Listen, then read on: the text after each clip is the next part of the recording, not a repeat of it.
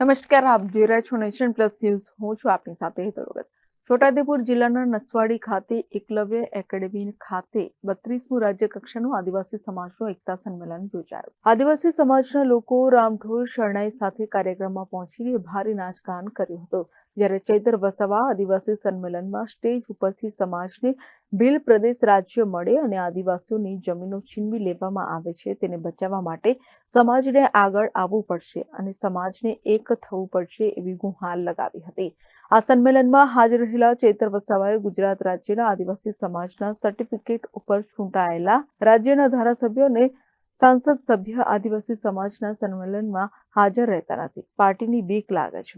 ચૈતર વસાવાએ જણાવ્યું હતું કે પાર્ટી જે દિવસે આદિવાસી સમાજ સાથેના રહેવાનું કહેશે તે દિવસે પાર્ટીના પાટિયા પાડી દેશે. આદિવાસી સમાજ સાથે ધારાસભ્ય પદ નહીં હોય તો પણ સાથે રહીશ. છોટાઉદેપુર જિલ્લાના નસવાડી ખાતે એકલવ્ય તીરંદાજી એકેડમી ઉપર 32મું રાજ્ય કક્ષાનું આદિવાસી સંમેલન રાખવામાં આવ્યું, જેમાં આદિવાસી સમાજના ગુજરાતના પ્રમુખ તરીકે શર્મિલાબેન કટારાણી વરણી કરાઈ હતી. હજારોની સંખ્યામાં આદિવાસી સમાજના લોકો આ કાર્યક્રમમાં ઉમટી પડ્યા હતા અને નાચગાન પણ કર્યું હતું. આદિવાસી સમાજના વાજિંત્રા વગાડીને સંસ્કૃતિને જાળવી રાખવા માટે સમાજના યુવાનોએ પ્રયાસ કર્યો હતો. આપણે અધ્યક્ષની 2 મિનિટ આપણે એમને મૌન પાડીશું અને એનજી કટારા સાહેબ અને ઝઘડિયા નહીં આપણા સમાજની દીકરીનું કમોતે અવસાન થયું છે તો આપણે સમાજ વતી 2 મિનિટ માટે આદરણીય સન્માનીય વીએમ પારકી સાહેબ નો પ્રોગ્રામ હોય કે કોઈ પણ સંમેલન હોય ત્યાં આપણે આપણા દેવી દેવતાને આપણે યાદ પાલઘરથી જોડાયેલ મહિલાઓ જે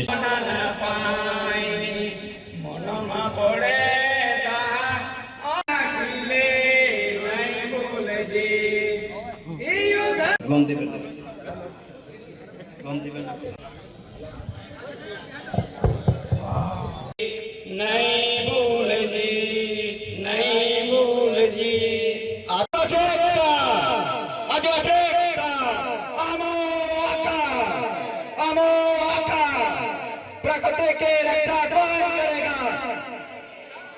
प्रकृति आदिवासी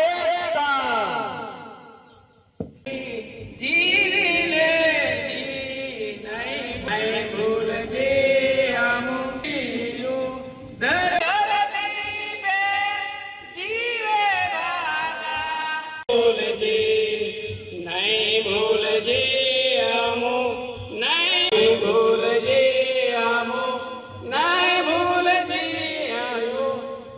જ્યાં પણ સમાજનો આમંત્રણ આવે છે ત્યાં અમે પહોંચીએ, પણ આજે દુઃખ સાથે અમને કહેવું પડ્યું કે આજે આદિવાસી એકતા પરિષદનો આટલો સરસ કાર્યક્રમ છે.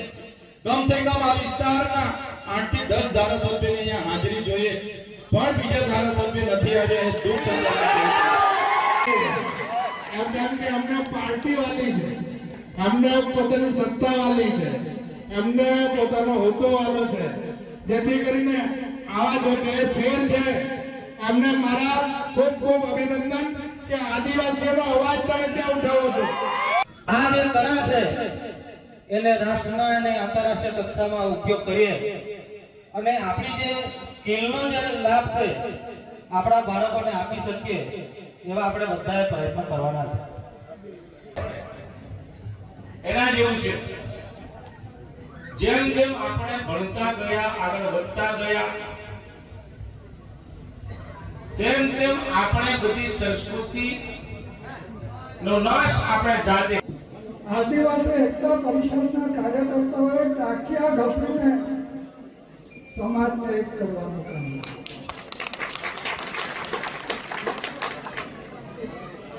સ્ત્રીનો એક મોટો હાથ હોય છે જેમાં એ માં, બહેન અને પત્નીના રૂપમાં હંમેશા ગ્રાઉન્ડમાં આજે યોજાઈ રહ્યું છે ત્યારે આપણે આદિવાસી રાતલી ઓટણીથી સન્માનિત કરી રહ્યા છે, તો જોરદાર તાલીઓથી વધાવીશું.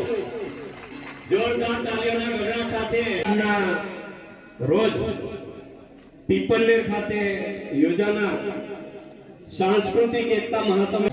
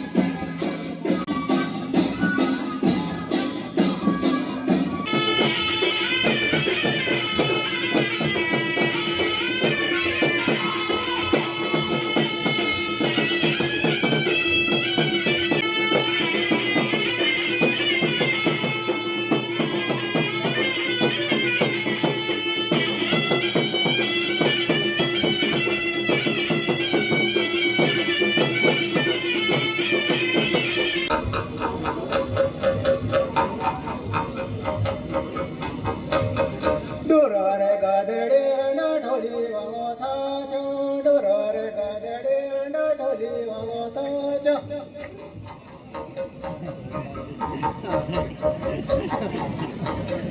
તો જુઓ કોઈ કરી તો જુઓ મારી પ્રકૃતિ કરે તે કામ કરી તો જુઓ હે મારી પ્રકૃતિ કરે તે કામ કરી તો જુઓ કાદવમાં કમળને ગુલાબમાં કાંટા કાદવમાં કમળને ગુલાબમાં કાંટા મોગરામાં સુગંધ તમે ભરી તો જુઓ મારી પ્રકૃતિ કરે તે કામ કરી તો જુઓ.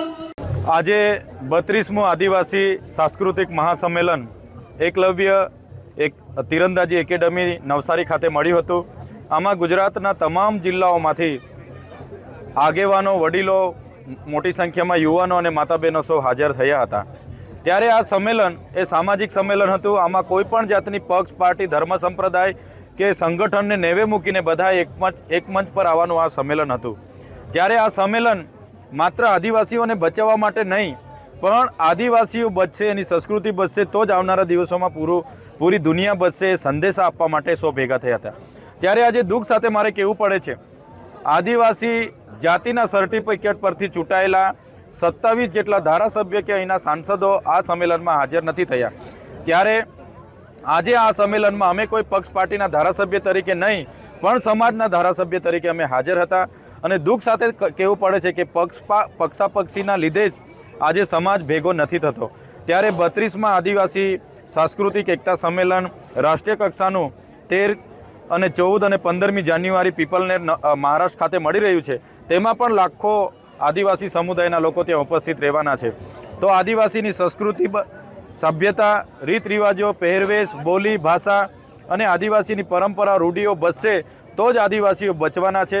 ત્યારે ફરી એકવાર આવા સંમેલનમાં સૌ લોકો પક્ષ, પાર્ટી, ધર્મ, સંપ્રદાય અને પોતાના સંગઠનો ઘરે મૂકીને બધા જ લોકો મોટી સંખ્યામાં ભેગા થાય, આદિવાસી એકતા બચે. એટલે જ આવનારા દિવસોમાં આદિવાસીઓની જળ, જંગલ અને જમીનો પરના અધિકારો આબાદિત રહેશે, બંધારણીય અધિકારો બચશે અને તો જ આદિવાસી બચશે. એવા સંદેશા, ઉપદેશો આ સ્ટેજ પરથી બધા જ આગેવાનો આજે બધાને આપ્યા છે. એ અમારે દુઃખ સાથે કહેવું પડે છે, જે સમાજના જાતિના દાખલાઓ પરથી તમે ચૂંટાવો છો, જે સમાજની અનામત બેઠક પરથી તમે ચૂંટાઈને જાઓ છો, એ સમાજના જ્યારે પણ કોઈ પ્રાણ પ્રશ્ન બને છે એના નિવારણ માટે કોઈ આવતું નથી. ત્યારે દુઃખ સાથે કહેવું પડે છે, આજે પણ મને હતું કે ગુજરાત લેવલનો કાર્યક્રમ છે તો 8 થી 10 કાં તો 15 ધારાસભ્ય હશે, પણ એક પણ ધારાસભ્ય અહીંયા ઉપસ્થિત નથી થયા.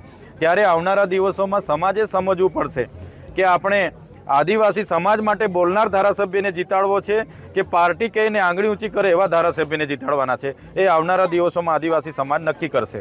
આજે ગુજરાત કક્ષાનું 32મા આદિવાસી એકતા પરિષદનું સાંસ્કૃતિક મહાસંમેલન અહીંયા નસવાડી ખાતે હતું અને ખૂબ મોટી સંખ્યામાં ગુજરાતભરના આગેવાનો, આદિવાસી સમાજ, અલગ અલગ સમુદાયના લોકો અહીંયા આવ્યા. સમાજની વાત થઈ, નાચ ગાન, સાંસ્કૃતિક કાર્યક્રમો થયા અને એ રીતના આદિવાસીઓ એક થવાની જે પ્રક્રિયા છે એ ખૂબ સરસ રીતના સાંસ્કૃતિક વાત થઈ. આજનો આ જે કાર્યક્રમ છે મારો નિયમિત કાર્યક્રમ છે. ગુજરાતમાં ગુજરાત કક્ષાનું હોય છે અને રાષ્ટ્રીય કક્ષાનું સંમેલન અલગ અલગ રાજ્યોમાં હોય છે. આ વખત નવું રાષ્ટ્રીય કક્ષાનું સંમેલનમાં મહારાષ્ટ્રમાં છે તો તેની પણ વાત થઈ. અને આ સંમેલન સંપૂર્ણપણે બિન રાજકીય, સાંસ્કૃતિક અને આ પ્રકૃતિ બચાવો, પર્યાવરણ બચાવો અને આદિવાસી સમાજને એક સંપૂર્ણપણે સામાજિક કાર્યક્રમ હતો. અને પૂરા ગુજરાતના દરેક જણને ખબર છે કે સામાજિક કાર્યક્રમ છે, છતાં પણ કેટલાક રાજકીય મિત્રો આવા કાર્યક્રમમાં નથી આવતા, સમાજ સામે ઊભા રહી શકતા નથી. એ એમની રાજકીય મજબૂરી હોઈ શકે છે, એમનો વાંક નથી. એમની પાર્ટીઓ જે છે એ અમારા કેટલાક આગેવાનોને સમાજ સાથે આવવા દેતી નથી. એટલે જે પણ નથી આવ્યા એમનો વ્યક્તિગત કોઈ વાંક નથી, પણ એમની પાર્ટીઓ જે છે એમના પ્રકારનો ધંધો છે અને અમારા સમાજને નેતૃત્વ જે એમનું મળવું મળવા દેતા નથી. આ ખૂબ જ નિંદનીય બાબત છે. 32મું આદિવાસી એકતા પરિષદ મહાસંમેલન ગુજરાત છોટાઉદેપુર નસવાડી એકલવ્ય એકેડમી પર આયોજિત થયું અને આખા ગુજરાતમાંથી, સમગ્ર જિલ્લાઓમાંથી ખૂબ મોટી સંખ્યામાં લોકો ભેગા થયા, આવ્યા અને મહાનુભાવો પણ આવ્યા. આદિવાસીના ચિંતન મનન કરનારા આપણા વડીલો પણ આવીને અહીં આવ્યા, પધાર્યા અને નામી અનામી ગામડામાંથી પણ લોકો બધા આવ્યા અને એ લોકો આદિવાસી એકતા પરિષદ મહાસંમેલનને બહુ સફળ બનાવ્યું અને આદિવાસી એકતા પરિષદના મંચપુરથી આદિવાસી જનજાગૃતિની વાતોને લઈને લોકો ઉત્સાહિત થઈ અને આપ સૌ લોકો જે અહીંયા પધાર્યા એમનો અમે આભાર પણ માનીએ છીએ. આ કાર્યક્રમમાં અમે લગભગ ટૂંક જ સમયમાં જે આપણું આદિવાસી એકતા પરિષદનું જે કમિટી છે એ ટૂંક સમયમાં જ કાર્યક્રમ અમને આપ્યો નસવાડીની અંદર. લગભગ 5-6 દિવસમાં આ કાર્યક્રમને તૈયારી કરવાની, પણ 5-6 દિવસના તૈયારીમાં અમે ટૂંક સમયમાં તૈયારી કરી તો થોડીક અમારી વ્યવસ્થામાં કદાચ ભંગ થઈ, પણ લોકો અમે ધારતા હતા કે બહુ ઓછી સંખ્યામાં લોકો થશે, પણ અમારો પ્રચાર પ્રસારને જોઈ જાણીને આજે લગભગ 1500 થી 2000 જેટલી પબ્લિક અહીંયા હાજર રહી અને એટલા લોકો અહીંયા હાજર ઉપસ્થિત રહ્યા અને એમની સાથે બહુ સારો એવો અમારો કાર્યક્રમ થયો, સફળ રહ્યો. આજે મને આ આખા રાજ્યના પ્રમુખ તરીકે વરણી કરી છે, તો હું જે કંઈ મારી ફરજો આવશે મહિલાઓ માટે કે પછી મારા સમાજ માટે જે કંઈ કામ કરવાનું હશે હું ખડે પગે કામ કરીશ. હજી હું એ તાલુકા પહેલી વાર હું અમારા અરવલ્લી અને સાબરકાંઠા જિલ્લામાંથી પહેલી વાર હું અહીંયા આ સ્થળે જ આવી છું. હજી તો હું આવીશ અને જાણકારી મેળવીશ અને પછી એના માટે જે કંઈ બનતા પ્રયત્નો હશે હું કરીશ. હા, મારા આદિવાસી સમાજ માટે હું સરકાર સામે બી લડીશ. અમારી આદિવાસી બહેનો માટે, અમારા આદિવાસી સમાજના ભાઈઓ બધા બાળકો દરેક આદિવાસી સમાજ માટે હું લડીશ. હશે તો હું લડીશ. જે કંઈ સમસ્યા હશે એનું સરકાર સામે બી પડકાર આપવાનો આવશે તો હું આપીશ. Rehan Patel, nation plus news, Chhota Udepur. સમાચારોના સતત અપડેટ મેળવવા માટે અમારી નેશન પ્લસ ન્યૂઝની યુટ્યુબ ચેનલને સબસ્ક્રાઇબ કરો, બેલ આઇકન દબાવો અને જોડાયેલા રહો ફેસબુક, ઇન્સ્ટાગ્રામ અને ટ્વિટર પર.